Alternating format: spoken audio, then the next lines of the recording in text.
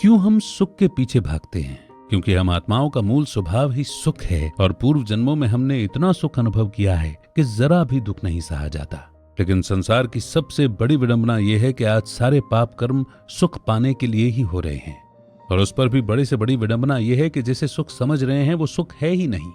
सुविधाओं को और भोग को सुख समझ लिया है और एक ऐसे विशेष साइकिल में आत्मा फंस गई है कि सुख पाने की चाहत में और पाप की वजह से बढ़ती मुसीबतें और टेंशन, इस टेंशन और मुसीबतों से बचने के लिए और पाप, और इस कुचक्र से निकलना मुश्किल समझ रहे हैं। और है भी, जब तक कि सुखदाता परमात्मा शिव की नजर न पड़े और आत्मा सच्चे दिल से उन्हें न पुकारे।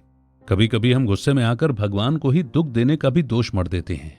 लेकिन प्यारे भाइयों और बहनों, अपने जिन बच्चों को सुखी बनाने के लिए आप पाप करने से भी गुरेज नहीं करते, चाहे वे आत्माएं या चाहे आप या फिर आपने जिन्हें ठगा वे आत्माएं, वे सभी एक प्यार के सागर, सुख के सागर, सर्व के सुखदाता की संतान हैं। और परमात्मा को आपको सुख देने के लिए कोई पाप नहीं करना पड़ता। दुख आपको परमात्मा नहीं देते, वे तो दुख हरता सुख करता है।